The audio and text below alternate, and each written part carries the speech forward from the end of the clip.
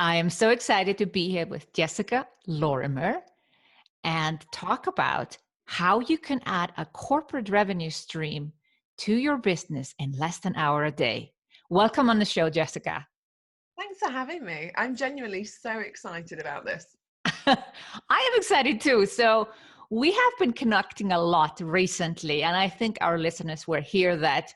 I guess if you're listening to my podcast for a while, there is a different tone when I know someone a little bit better than if they're totally fresh to the show. And there's nothing I can change about that. That's just how things are. Because if you know someone and I see them on video and we're smiling and we're figuring things out, it's a different energy. So just to let people know how we know each other, we are together in a mastermind, the Premier Group with Ali Brown. But before that, weren't we connected on Facebook? We were, and I think I'd actually met you at, I want to say Upreneur. I think it was the Upreneur Summit in maybe 2017, and you had all of your cool people in red. And you Yes. took a photo, and I was so like, oh, that's really cool. And I think I met you in, I'm going to say the pub, because that is where I meet everybody when I go to those kinds of things. Probably. But I Yes. think we had a quick chat at the pub, and I remember thinking, oh, she's really cool. Like, that's a really cool model. And I loved how all of your people showed up wearing red. And I thought, oh, that's just really, really cool. And then I heard about you again before I joined Premier, because we connected, and then I think you were off doing making Zumba, like this huge amazing movement, and I was hearing about you because I'm friends with Janet Murray, and so Janet was saying to me, oh, I've just seen Sigrun at whatever event it was that she'd seen you speaking at. And so it was one of those things where I guess perhaps because we're both in Europe, you just come across people a bit more often, Yeah. because the market is a bit smaller here. Yeah. So here we are. And we want to talk about how people can add a corporate revenue stream to the business. And I know that some of you might not been thinking about this at all, but we're going to dive into how you can actually do it and why this is a good thing for someone who hasn't thought of it also. So, but still, Jessica, I always love to share people's stories and ask them and poke and figure out, how come you do what you do today? Like, what's the story? So I had a sudden urge there to sing that "What's the Story, Morning Glory" song, but I won't do that. This is not karaoke. So for me, I started my business in 2014. I had been in a really successful corporate career that I loved. I was setting up new sales divisions for different types of FTSE 500 companies globally, and I really enjoyed my job. People often talk about escaping their corporate job, but I loved it. And if I hadn't had to leave, I probably wouldn't have. I probably wouldn't have a business today, and I'd probably be very happily carrying my briefcase into more meetings. But I was diagnosed with a chronic illness in 2014. I was diagnosed with ME. And the doctor, when they sat down and had the diagnosis chat with me, explained that it was either I give up the hours that I've been putting into my job, which I was doing sort of 70, 80 hours a week, and lots of travel and lots of pressure, or I would be in a wheelchair and bedridden by the time I was 35. And that was a really hard look at just how much my work had kind of caught up with my health. I couldn't, function. I would be bedridden for weeks at a time. It was really demoralizing and really disheartening. And so I went to my boss and I said, look, this is the situation. Can I perhaps go part-time or something like that? And he said, well, I'm really sorry, but that's not how we work. It's full-time or bust. And they were really great about it. They gave me a really good notice period, and I had 3 months to wind down. And during that 3 months, I said to them, I'm going to build a business. And they all laughed. They're like, yeah, okay, of course you are, whatever. But within that 3 months, I was fortunate, I replaced my corporate salary and I started building my business from there. When I left, I continued working one-to-one with clients. I was teaching sales psychology, how people should be selling with integrity, how people can apply the personality styles to their sales. And 6 years later, I ended up with this great business. And then last year, when I started working with Ali, and I met you again and reconnected with some of the ladies in the Premier Group, I realised that my business was doing really well, but that I wasn't necessarily totally happy with it. And I don't know whether you've ever been in that situation, but I just felt like it had got a bit stagnant. I was doing the same thing. I was making great money. I was loving my clients. You know, there was nothing wrong. So I felt really guilty about it. But at the same time, I knew this wasn't the business that I wanted moving forward for the next 5 or 6 years. And so it took quite a lot for me to turn around and pivot my business. But one of the things that I've been doing behind the scenes with my private clients was obviously teaching them how to sell business to business and sell their services into corporates. And my clients who were doing that were picking up work really quickly. They were really enjoying it. And I was seeing them have the freedom that actually a lot of my other clients wanted, but couldn't have because of the need to post on social media regularly and other various factors that we'll talk about later. But they were doing really, really well, and they'd replaced their incomes relatively easily. And then it meant they could focus on being an influencer if they wanted to, or not if they didn't, And so within the last 8 months, we've pivoted the entire business.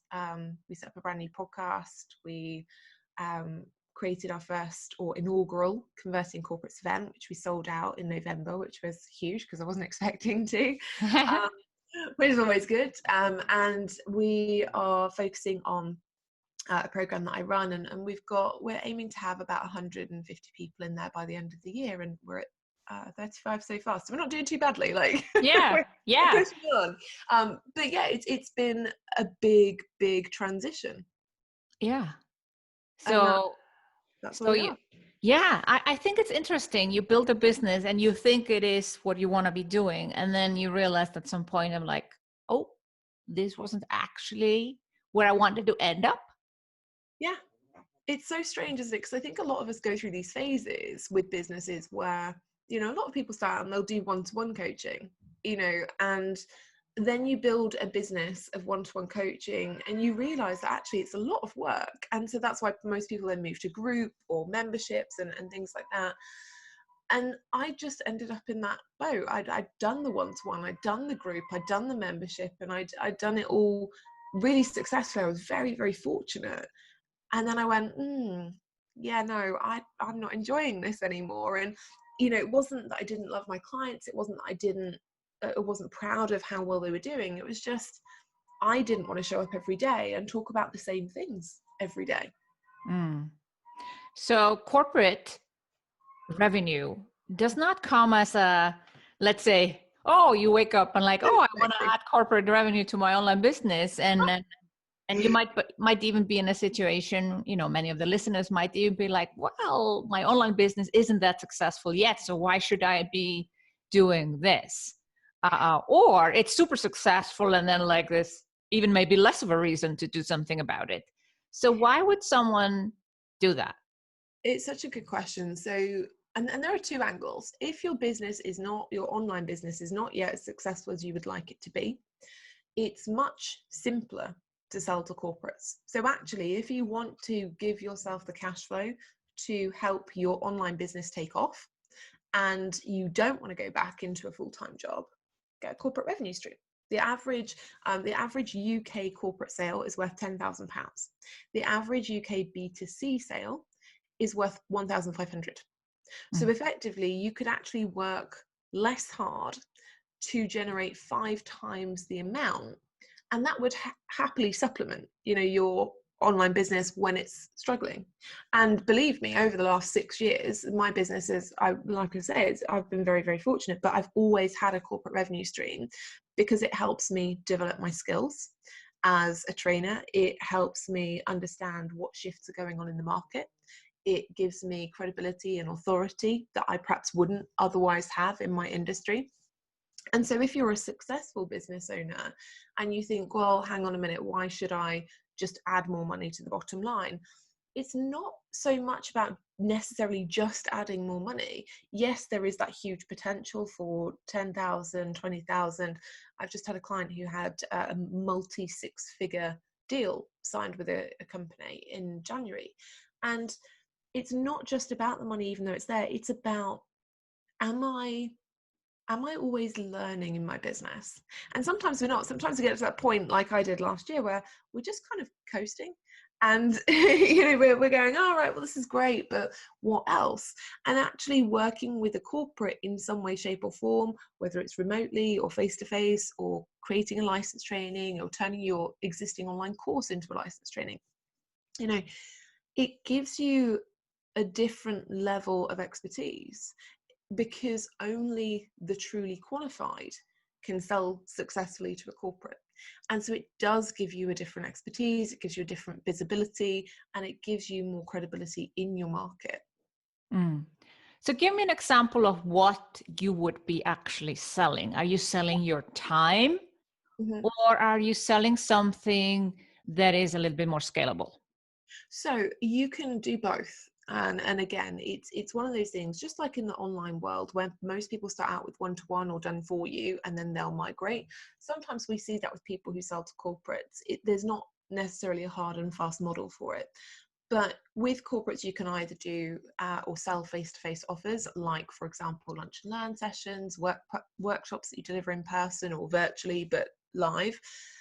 Or, and what my clients sometimes prefer to do, is to sell more passive forms of corporate support. So they are selling license trainings, e-learning modules, they are selling automated or recorded webinars, they're selling their existing memberships and providing support to companies that way. So actually you can scale it as much as you want. You can go in and you can do these smaller sessions that are worth between £250 and £1,000 for an hour's work, or you can go in and you can create an entire license training, and that might be delivered across 3 different continents, and hundreds of thousands of people globally, creating a huge impact. That might make you multi-six figures a year. Yeah. So how do you start to add this? The promise is, or the title of the episode is that only an hour a day, and you could add that corporate revenue stream. So how do you exactly go about it? So there are 3 steps, really. The first step, to make it as time efficient as possible, always get your foundations right. And that's the bit that most people miss. They'll jump in and they'll start thinking, right, well, I'm just going to go and pitch a bunch of things to different people on LinkedIn, and hopefully that will work. And that's never going to work, for the same reason it doesn't work in the online space, because unless you have the information, it's really hard to approach them with an offer that's going to be successful. So what we want to do is set our foundations to create the right success. So in your first, let's say your first week of deciding you're going to add a corporate revenue stream, if we were to do this over a month, which you wouldn't, by the way, because it would kill you. Your brain would be fried. But if you wanted to, in your first week, what you do is you set your foundations. So in that first week, the first hour of every day, you go, right, today I'm going to choose what industry I want to specialize working with. When you specialize in working with an industry, you can provide very, very different levels of value to that sales call when that inevitably happens. Okay, so most people will specialize in a discipline, like I would be sales, you might be marketing, someone else might be speaking, etc. But you also want to specialize in a type of industry that you're interested in. So for me, it was always fashion. For one of my clients, it's aviation. She loves planes and her partner is a pilot, so it makes complete sense for her to be there. One of my clients, it's financial services. And then we've got lots and lots of different industries that you could look at. You could even look at things or industries where you've come from, your background. Pick one and assume that that's going to be your industry to focus on for 90 days. If at the end of 90 days you don't like working with them, or you feel like it's really hard, you haven't enjoyed it, you haven't had as much success, great, move on. That's nice and easy. So in that first week, you're going to set your industry, and you're going to start understanding who the key stakeholders are that you need to connect with. So who would actually be the person who would be responsible for buying from you? Who has the budget? So that might be a director of a specialist department. So if I was going to go and pitch to corporates and talk about sales, I'd definitely be building a relationship with that sales director, because he ultimately is going to be the person who can tell me what the problems are. I'd also be building a relationship with HR directors, because ultimately they're the people who are probably going to have to get me through the contracts process and things later down the line. So start mapping out your stakeholders. And by the end of that week, all you need to know is, who's my industry that I'm going to target? How can I demonstrate to them that I'm interested in it, that I can predict trends, share insights, have credible conversations about the industry? And then who are the people that I need to target? In the second week, you want to spend your hour a day actually connecting with those prospects on LinkedIn, or if you work in other ways, I teach 6 different ways for lead generation, but for the purpose of brevity, otherwise your podcast will go forever. Let's talk about LinkedIn connections, because it's the easiest and everyone has access to a free tool, and it doesn't take too much time. Yeah. So in that second week, you're going to spend your time what I call market mapping. And if you've worked in sales before or recruitment before, you'll have heard this term. And that means that you're going to go out and you're going to make a list of maybe the 10 top companies that you want to work with. And you're going to note down the positions of the stakeholders that you want to contact. And over the course of that week, you're going to find out who they are on LinkedIn, and you're going to be connecting with them. And you're going to say, this is what I specialize in. I'd love to connect with you. And that's where you're going to start building that relationship. Yeah. In your third week, what you're going to be doing is arranging calls. So that's why you're going to start arranging those business development calls with those stakeholders that you've connected with. And you can do that with your initial connection message, or you can do it with your follow-up message, depending on how receptive those people are. And usually, if you have put together a really nice LinkedIn connection request, often people will come back and say, oh, that sounds great. You've caught us at a great time. Like, let's have a chat about that next week or the week after or whenever. So you would actually start booking in those, what I call business development calls, and you would pop those into your diary. And then in the fourth week, you would have those calls. So when you have those calls, things start to move quite quickly afterwards. And during those calls, your job is to find out what are the pain points for the organization. What do they struggle with when it comes to your specialist area? Your job is to find out the impact. What are those pains costing them, and why should they be fixing them? And that call will self-educate the stakeholder. If you're asking pertinent questions about situational fluency, about pain, about impact, they're going to start thinking, wow, this person's really credible.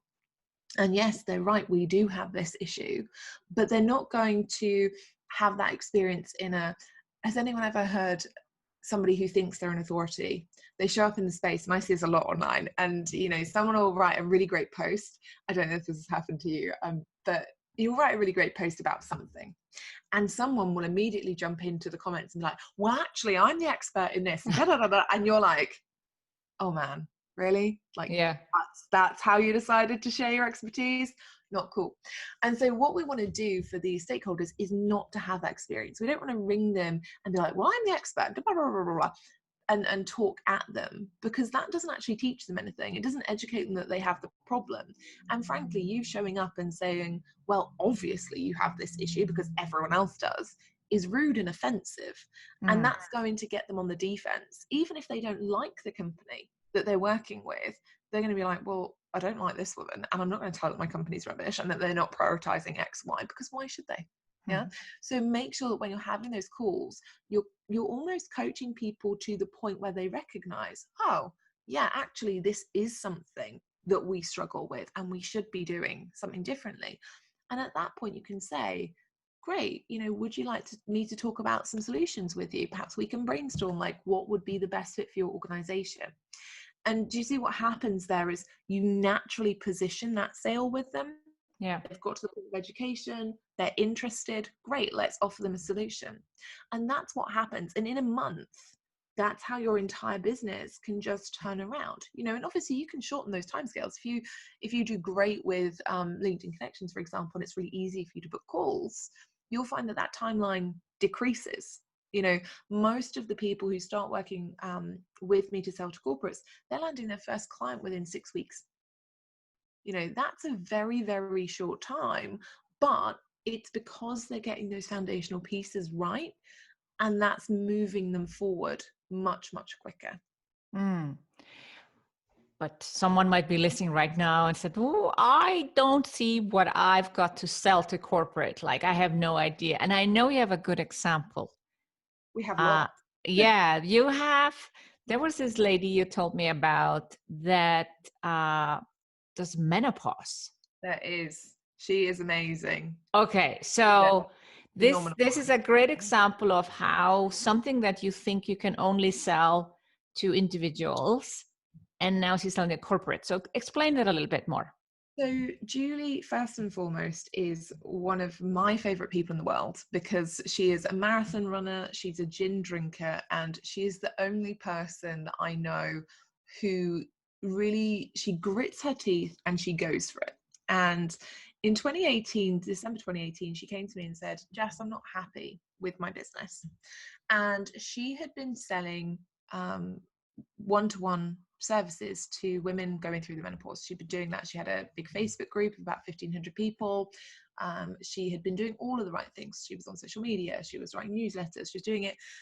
And one of the biggest things that I noticed about this particular industry, and there are other industries like it, but what I noticed was that women who were talking about going through the menopause, they weren't necessarily always looking to invest in themselves. They were looking to whine about it because and rightly so, like it's a really, really crap time. You know, we're all going like, meh, the menopause on our top list of things to do in life, probably not up there. Like it's way down the list. So rightly so, these women were moaning about it, but that makes it really hard to show up every day and try and be positive and try and be upbeat. And Julie had done a great job of this, but you know, these women weren't ready. And so we looked at her business. We sat down in January of that year and we went, right, okay, what can we do? And we started approaching corporates. She got rid of her Facebook group, I think in week 2 of us working together. So we worked together for 6 weeks. She got rid of her Facebook group in week 2. On week 3, she was out. She'd chosen her industry. She was connecting on LinkedIn with these stakeholders. She was booking calls on week 4. And on week 6, she'd signed her first corporate client, and she was selling a lunch and learn session to help companies communicate differently around menopause. And over the last year and a half, she has been fully booked. She didn't do business development last year for like 9 months, which I keep laughing at her about because she was getting so many referrals. She was asked to chair and facilitate a panel discussion at the House of Lords. She really took the industry, you know, nobody was talking about menopause. I mean, who wants to talk about menopause? Let's face it, like it's not the first thing you want to chat about. But she really made this conversation mainstream in the corporate world. And as a result, corporates started talking about it, and they're now implementing different policies. They are looking at communication. They're looking at how men deal with menopause. There are huge issues around binary individuals and identities around menopause and things. And so actually it's become this huge conversation. And now everybody's like, well, okay, great. I'm just going to go and do that. But you know, Julie cultivated that. She started that. She, you know, really, really sparked that conversation. And, you know, I think it's important to say she's been fully booked, but also more importantly, I think she's been able to take lots of holidays. You know, she went to Vegas with her friends. She, you know, went off and had lovely holidays with her husband. She spent time with her family. And those were things that perhaps she wasn't able to do when she was serving the B2C market, because it is so reactive and there is a lot of social media and presence that is needed to keep that up. And so what's actually been lovely to watch is that her business has grown and grown and grown and made more money, but also that she's been able to step out of it more often. Yeah. And I think that's something to aspire to. Yeah. And I love that you kind of like lunch and learn seems to be the easiest sell because, you know, they are often looking for speakers or interesting topics that might be completely different from what the business actually does. But ultimately what this story shows is that now she's like the go-to person in her niche and probably has created jobs for other menopause coaches because the demand is then suddenly bigger. So that's a beautiful side product of building your own business. You have built businesses for others by carving out that niche. Huge. So she has then probably become more like a speaker now. She is invited. I think she's doing 4 or 5 talks this year as a keynote speaker. for various different events. Last year, obviously, she chaired the House of Lords panel discussion, and speakers get really well paid in corporate. You know, I was having a chat with Brian Fanze the other day, and obviously he's somebody who's done this really successfully, and speakers are getting really well paid to talk in corporate organizations as keynote speakers, as lunch and learn speakers. You know, I know a lot of entrepreneurs who will speak on stages for free. And I think absolutely in some cases, if the room is full of your ideal clients, sometimes that's a great move. But corporates generally will pay you for that, you know, whereas other entrepreneurs might not. You know, you might go and do a guest expert training for somebody that you don't know that well, but you won't necessarily get paid for it because it's expected that it will be about exposure, you know. And I think there's a very big difference between doing a guest expert training for a friend that you know and you think, right, yes, absolutely, I want to help them, I want to, you know, genuinely impact their audience. But there's a big difference between when you're starting out and your business is struggling and you're like, I'm teaching all of these people for somebody else and they're paying that other person, they're not paying me, and that's not fair. Whereas a corporate won't do that. They're going to pay you for your time, for your expertise. That's a huge difference. Yeah. But I want to talk again about the social media, because you kind of hinted at it, but we didn't really spend time on it specifically, is that when you start to work for a corporate, and you might even at some point decide to go fully into that area and stop B2C, is that they don't care about your social media presence. No, they don't. They really don't. Even if you're a social media manager, they don't care. And it's a great thing. I hate social media, and I've been very, very open about this for a number of years.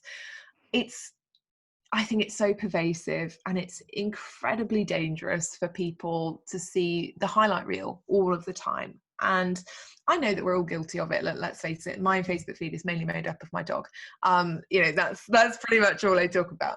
But it's really disheartening for entrepreneurs to be in an environment constantly that has taught them all, you should be making 6 figures in 6 months when you start out. And if you're not, then you're a failure, because then you get into this really awful cycle. And unless they find people like you or me or, you know, any of our colleagues in the space, it's really hard for them to actually make a success of it. So I don't like that aspect. I don't like the fact it's so reactive. I think, you know, people spend way too much time on social media and not enough time selling. And the great thing about corporate is they don't care how many Instagram followers you've got. You know, if you tell them, they're kind of like, oh, nice. Mm-hmm. But why do they care? What they care about is, how can you solve our problem? How can you demonstrate to us that you actually can empathize with our problem, that you can articulate it, that you can understand it, and that you can help us move through it? And that's what they're worried about. They're not worried about how good your website looks. They don't care how many times a day you post on social media. They're not really bothered whether you are an influencer or not, unless you are somebody like I mentioned earlier, Brian Fanzo, and that is his job, to be a social influencer for organizations. They just don't care. You know, that's not what is interesting to them. And it's also not how they find you. So they're not necessarily exposed to that.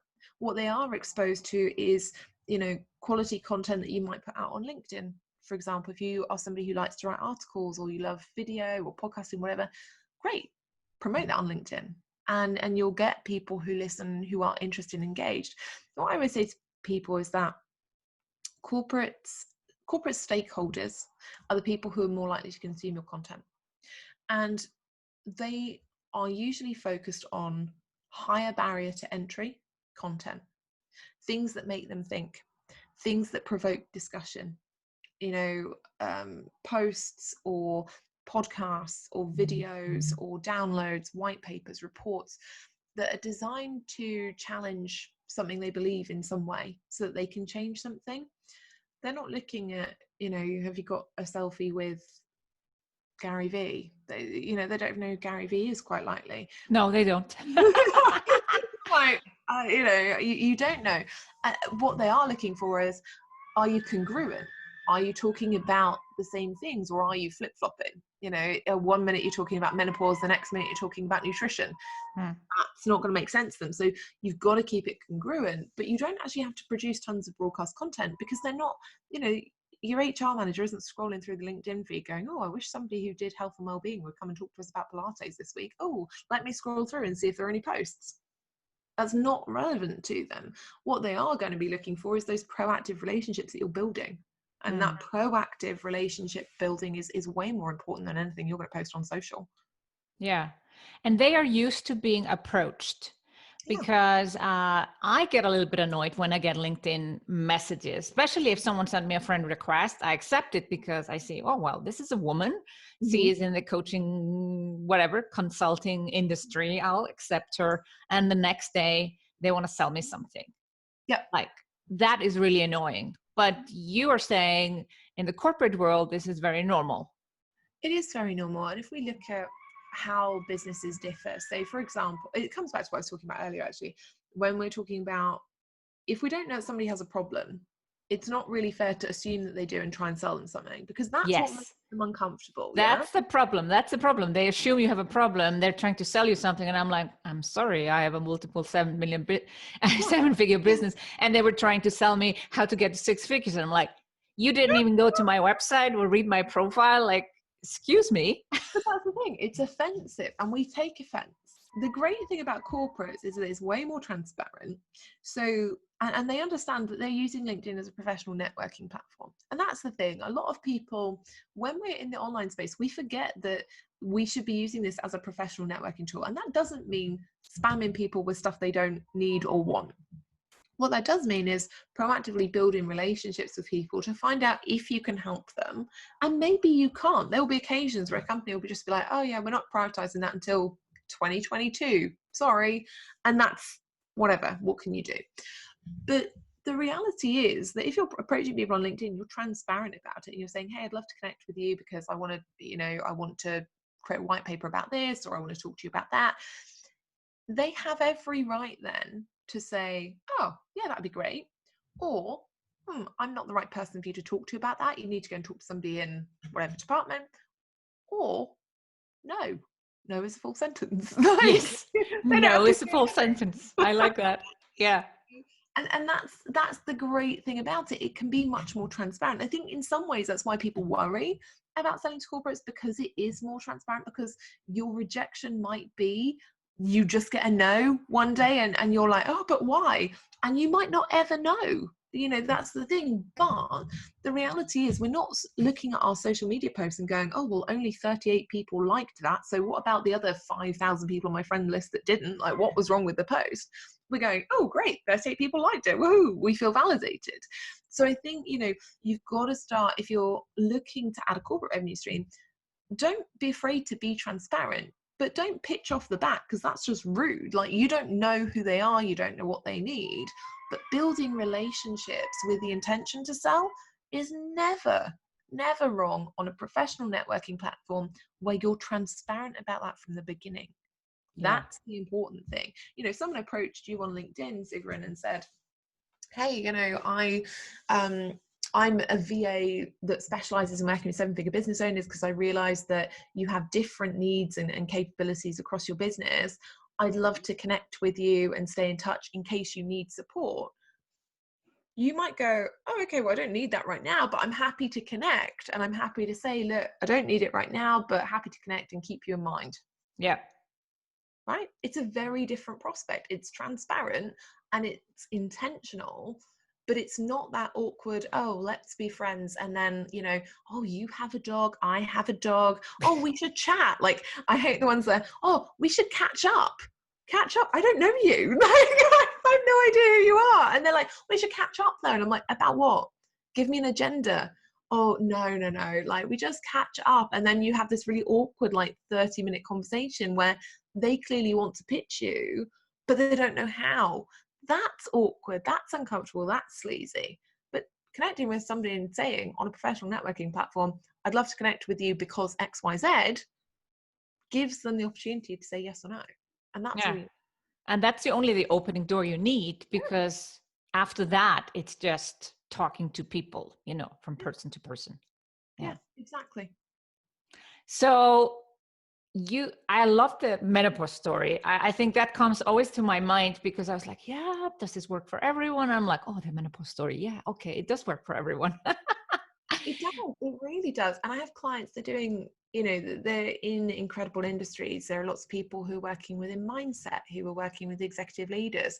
I have one lady, she helps corporate travelers with jet lag so that they can arrive for meetings fresh and prepared, you know, no matter where they're traveling. I think that's an awesome niche. I have a guy who he just put together the biggest talent development conference in the United States and brought loads of people together. And he incidentally just interviewed Claude Silver, who is Gary V's HR director for VaynerMedia. You know, so people are doing some really, really cool things, and they're combining their B2B world and their B2C world. You know, Yeah. it's not one or the other. It's an addition to your business that helps to diversify your business portfolio that can be really important for you. Mm. And I love that. I do think it builds also a lot of credibility. Yeah. Which you mentioned before, but I think to emphasize that even if it doesn't become your main revenue stream, it's just an add-on. Maybe it's a few speaking engagement or lunch and learn sessions, and you never want to take it a lot further than that. I do think it gives you a great credibility and authority that spills over to your B2C market. Massively. I mean, who doesn't want to work with the coach who is helping executive leaders at Facebook? You know, if you're a Facebook ads coach and you're working with, you know, some of the top agencies, top ad agencies on Facebook ads, who's not going to want to hire you? You know, it's that kind of thing. The credibility does spill over everywhere. And also we have to remember the online world is getting so saturated, it's becoming easier than ever to do things that previously demonstrated credibility. You know, everyone, I remember when I first started, and anyone who had a book, I was like, oh my God, they've written a book. Like, wow, this is huge. Now, if I see people and they haven't written a book, I'm like, oh my God, like it would have taken you like a weekend. Why have you not done it by now? Like, it's a terrible thing. I haven't written a book. Consider this your warning. This is my warning. Yeah. Like, you know, and that probably makes you stand out in the coaching industry, that you haven't gone down the route of, right, well, I'll write a vanity book, because, you know, effectively that's what they've become. Great, I'll publish something. It'll be like maybe 100 pages. I saw someone promoting a book the other day and it was 12 pages long. I'm like, that's not even a book. That's like barely a B. It's just a book. You know, it's one of those things that it became this huge credibility factor, and people were taught, like, use your book as your business card. But does that really work now? Like, you know, because everyone can do it. It's so easy. But only qualified people can add a corporate revenue stream, because they're not going to buy from anybody that they don't believe in, that they don't believe can help them get the results. I love that, Jessica. And now, how do people find you online? Oh, of course. So you can, I thought you were going to come out with a really awkward question or something. To be serious. Yes. So if you are interested in adding a corporate revenue stream to your business, honestly, the best place for you to check out would be my podcast. It's called Selling to Corporate. It's on iTunes and every other major podcast player. And from there, you know, you can dig into episodes specifically about business development, about following up, how to write proposals, that kind of thing. And that's the best place for you if you're exploring, just to find out more information and to see if it's something that you would be interested in. So we'll link that up in the show notes, also your website. But it's most people will probably check out the podcast first.